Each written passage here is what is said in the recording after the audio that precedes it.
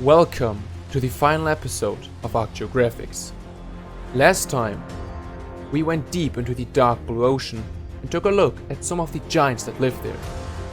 But today, we will take a look at the desert one more time, and as always, we will take a look at some of the creatures that live in this part of the desert. In the last episode, we've stopped at the rocky shores of the desert. And if we go up this hill just a little bit more, we can already see an interesting creature jumping towards us. This is Procoptodon vivancurus, a prehistoric species of kangaroo and only one of few marsupials that inhabit this island. This creature usually lives in groups up to 8 members. Procoptodon is a true giant of a marsupial, standing nearly 3 meters tall, which makes it more than twice as large than most kangaroo species we have on Earth. It is a fairly peaceful herbivore that will flee whenever danger is near. Thanks to its strong legs, it is capable of jumping at high speed, and it is able to perform a super jump that allows it to cover massive distances more than 10 times its own body size. Since pretty much everything on this island is deadly, especially in the desert, this species of kangaroo evolved in a unique way where both the females as well as the males of the species have a pouch. Usually, only female kangaroos have a pouch to raise and protect their young whenever there is danger ahead. But sometimes the mother isn't fast enough to put her young in her pouch and run away. So the males develop their own pouch, which isn't meant for raising a baby, but it's good enough to put a baby Procoptodon inside it and run away. This relative small change allows the species to survive in a harsh environment like the desert. The Procoptodon is not much of a fighter. Even the males will run away as soon as something dangerous is approaching. During the mating season, however, the males will fight against each other with their strong hind legs and claws. They kick and scratch each other until one gives up. The winner has the right to mate with the females. If we go deeper into the desert, we can find one of the largest creatures that inhabits this part of the island. This is the Atlas giraffe, a titanic species of giraffe that commonly lives in arid environments. This creature usually lives in small groups of 4 or 5 members. They spend most of the time with wandering through the large desert. Since they are incredible large mammals, they only feed from big trees and not from the small bushes that can be found in this biome. Despite their size, they can run at remarkable speed. This is thanks to their long legs and light build. They also have a massive amount of stamina compared to some other creatures of their size. Thanks to all those benefits, these animals can cover massive distances without running out of breath. The Atlas giraffe usually runs away whenever something dangerous is approaching. But when they have to fight, they will use their long legs to stomp on the ground. Although their leg muscles are not strong enough to actually crush foes beneath them, unlike the Paraceratherium, the Atlas giraffe can still deal some damage. When they have to fight against a bigger foe, they use their antelope-like horns that are on top of their heads to knock their enemies away. But the size of this species of giraffe is not only their benefit, it is also their weakness, since their long legs and necks are an incredible vulnerable spot that most predators always attack to bring those giants to their knees. Even smaller predators such as the direwolf will always go for the hind legs of the Atlas giraffe to wound them so that the giraffe cannot escape anymore. Let's go even deeper into the desert, and we can see another interesting creature that walks across the hot sand of the desert. This is the pangolin rhino, the much stronger cousin of the woolly rhino. It has this name because of its pangolin-like scales that are on top of its back. The pangolin rhino is more combat-focused than its tundra-dwelling cousin. Thanks to its thick hide and scales, it is completely immune to fire. And those scales are preventing this mammal from bleeding wounds as well. The bone structure of a pangolin rhino is even more dense than the one of a woolly rhino, especially on the head. The horn of this rhino is even more dense than its own bones. Its horn, skull and even its neck muscles are so powerful that it can easily break through trees and even solid rock. This rhino is a very peaceful herbivore, unless predators are nearby. As soon as it spots a predator, it will aggressively run towards it. During that charge, the pangolin rhino becomes incredibly fast for its bulky build. The impact of its attack also depends on how much momentum it has built up during the charge. But even when it doesn't have full-powered momentum, one hit of this creature will always be devastating. But when this animal doesn't have to fight against vicious predators, it will spend most of its time with feeding of the small plants that it can find, or it will sleep underneath the trees.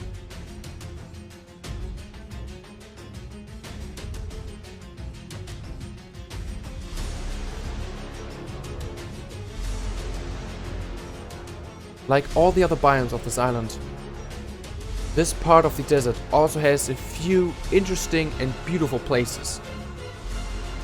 One of them would be this massive open field made out of desert rock and sand. This flat area has a massive crack in the center. Although this crack is not very wide, it is very long, tearing through this flat open field, almost splitting it apart. Since the crack is not that wide, most creatures can easily jump or even just walk over it. But this is not the interesting part. The interesting part is beneath this open field. A large oasis lies beneath the burning sand of the desert. A big river is going all the way through it, and trees and other small plants are growing on its shores. Compared to the desert above, this place is really cold, and that's why many creatures visit this place. Some of them will eventually stay here forever. Although it might look like a peaceful place, this area is still home to several predators.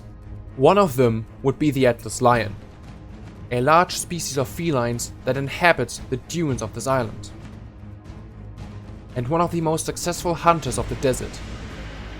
Larger and more muscular than the saber-toothed tiger, but small and weaker than the feline-like marsupial Thylacoleo, which also inhabits the desert.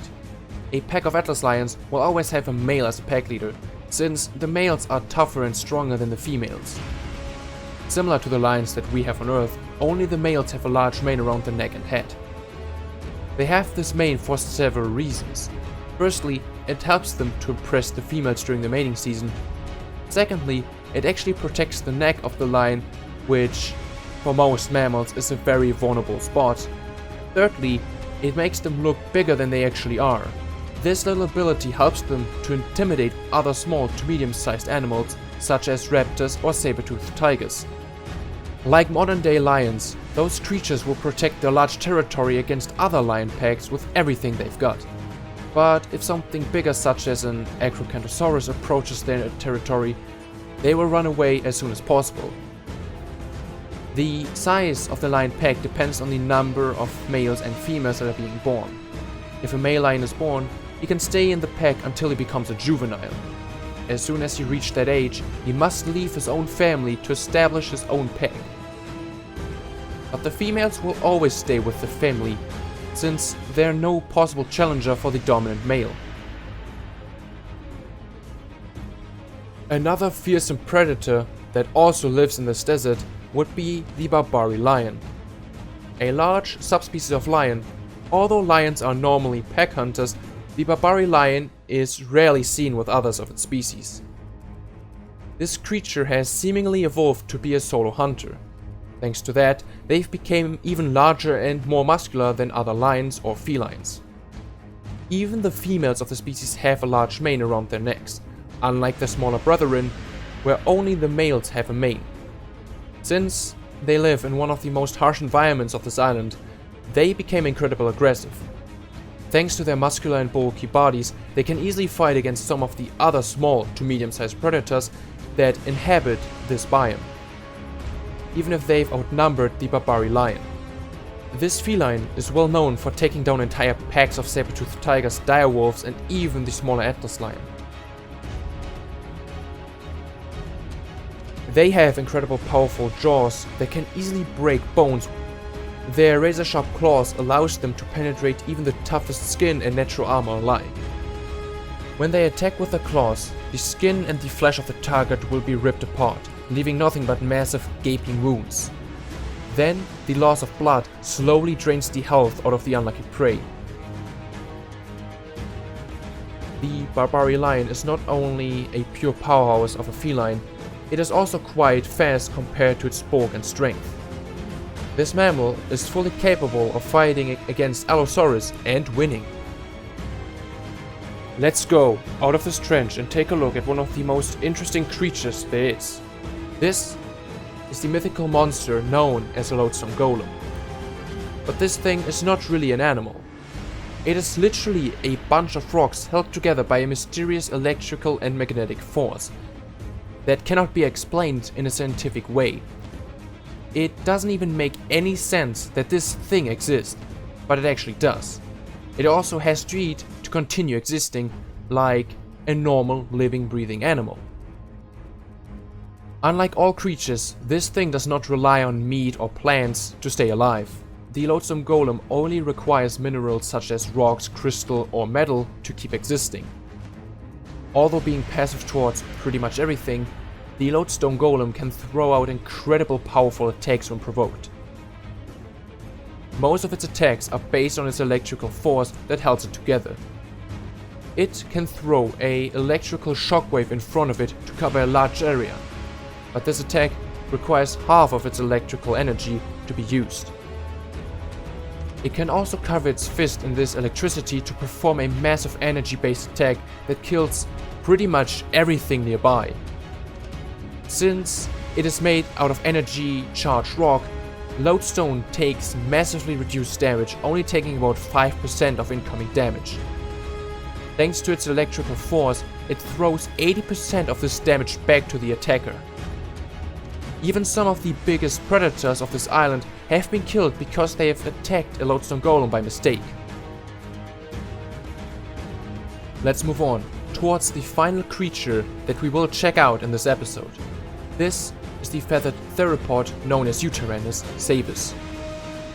This carnivore is not only a pretty one, but it's also believed that it is related to the T-Rex, but it is noticeably different upon first glance.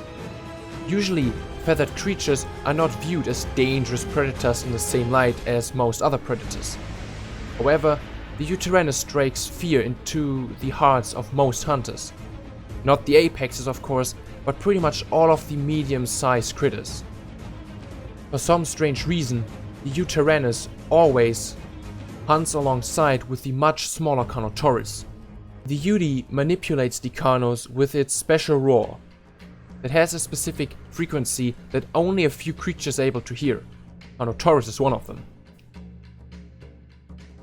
The Yutyrannus uses this ability while hunting, since a pack of Carnotaurus can be incredibly dangerous.